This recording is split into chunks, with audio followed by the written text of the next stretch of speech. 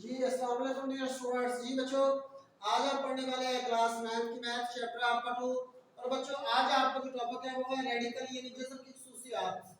जी बच्चों, टॉपिक दोबारा सुन लें। अगर चीज पेपर में नहीं आता लेकिन बच्चों ये बड़ा अहम है। अगर आप इस इन रूल्स को या इसकी खसूसियत को समझ ले तो आपके आगे 2.3 है, 2.4 है, 2.5 है, 2.6 है, उसको समझ में आपको काफी हद तक बच्चे आसानी हो जाएगी। यानी आपका टॉपिक है रेडिकल यानी जज़र की खसूसियात। जज़र के बच्चे आप जो होते हैं जज़र का रेडिकल कहते हैं, रेडिकल को जज़र कहा जाता है। तो आप देख ले बच्चे, पहले पढ़ने के पहले रूल में लिखा है कि ए बी है, इसके ऊपर जज़र के रेडिकल की अलामत लगा दी गई है और इंडेक्स एन लिखा हुआ है। इसका मतलब बच्चों यही बनता है कि दो रकमें ज़रब खा रही हैं। ए और बी का मतलब कोई दो रकमें हैं जो कि जज़र के अंदर है।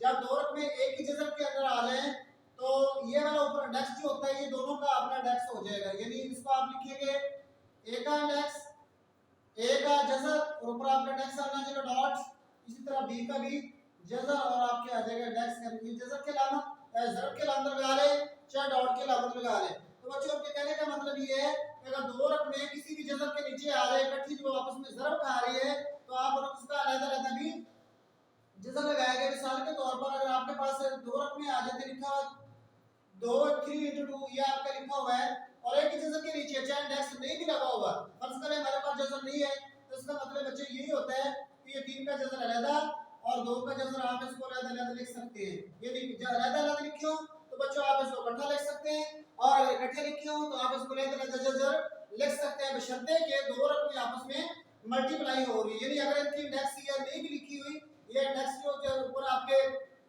लिखा हुआ तो ठीक है, अगर ना भी लिखा हो तो इसका मतलब ये बच्चे होता है कि जब दो रकमें आपस में मल्टीप्लाई हो रही हो एक ही जज़र के नीचे हो तो आप हर रकम का जज़र जो होता है वो अलग-अलग लिख सकते हैं। चाहे आपके पास दो रकमें हो, चाहे आपके पास तीन रकमें हो, चाहे आपके पास चार रकमें हो, सारों के लिए एक ही रूल है। जी बच्चे अब आ जाए दूसरे रूल की तरफ। तो ये ए और बी आपस में तकसीम हो रहे हैं, जज़र की अलामत है यानी रेडिकल की अलामत और इंडेक्स आपके यहाँ लिखा हुआ है। तो यहाँ पे दो रकमों के दरमियान तकसीम की अलामत है, बटा का मतलब तकसीम होता है। चाहे आप बच्चे इसको ए इस तरह करके लिख लें तो इसका मतलब फिर भी यही बनता है। अगर आप इस तरह करके लिखा हो और नेक्स्ट एन लगा हो तो इसका मतलब ये क्योंकि बटे का मतलब तकसीम होता है।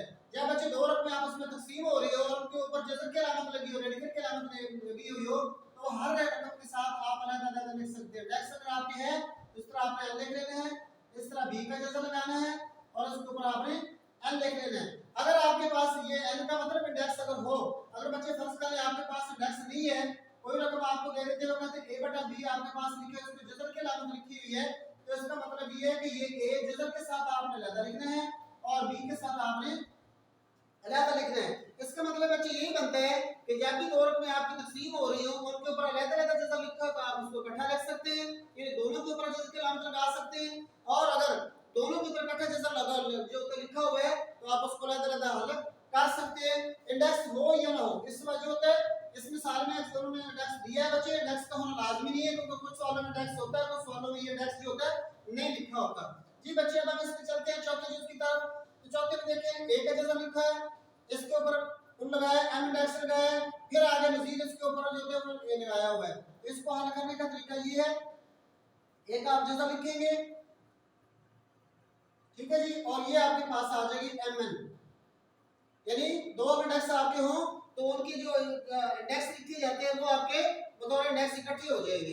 तो बस ये बच्चे आपका इतने ही है। ये बच्चे अब हम आते हैं इसके चौथे जुज की तरफ और देखिए जरा क्या लिखे a की पावर m लिखी हुई है, जज़र की अलामत या इंडेक्स की अलामत है, रेडिकल की अलामत है, बच्चे ऊपर आपके इंडेक्स लगा दिए गए। तो a की पावर आपकी m है, ये आपकी हो जाएगी। अगर इसको कोड में शक्ल में लिखें तो बच्चे इसकी पावर पर बढ़ती 1 ओवर n, यानी ये हल करने का इसका तरीका होता है। जब भी आप इसको मल्टीप्लाई हो जाएंगे तो बच्चे आपकी पावर जो होती है m जो होता है 1 से मल्टीप्लाई हो जाएगा और ये आपके पास आ जाते हैं m ओवर n। इसको कोदनीय शक्ल बोला जाता है। रेडिकल को आप जब कोदनीय शक्ल में हल करते हैं तो आपने इस तरीके से करना है। अगर वो जो होता है रेडिकल की शक्ल में आमतौर पर सवाल लिखे होते हैं आपने उसको कोदनीय शक्ल में ही हल करना होता है। जी बच्चों अब हम आते हैं इसके पांचवें रूल की तरफ जिसमें लिखा है a की पावर n, जज़र की अलामत है ऊपर इंडेक्स n लिखा हुआ है। तो a की पावर जब हम इसको हल करेंगे तो a की पावर n है। जब भी आपने जज़र को खत्म करना है तो ये इंडेक्स जो होता है ये आपके हमेशा बटे में आ जाता है 1 ओवर n, ये n से आपका कट जाएगा और a की पावर आपकी बच जाएगी 1 और बच्चे ए की पावर 1 ही लिखी जाती है, इसलिए आपका ए का ए ही आ जाएगा। तो बच्चों ये 5 आपका रूल है रेडिकल के असूल से पहले, रेडिकल की खसूसियत पहले। तो बच्चे याद रख ले, अगर ये पेपर में नहीं आती, लेकिन ये बच्चे अगर आपको रूल याद हो गए तो बाकी एक्सरसाइज को जो होता है हल करना आपके लिए बड़ा इजी हो जाता है। जी अस्सलाम वालेकुम रहमतुल्लाहि व बरकातहू।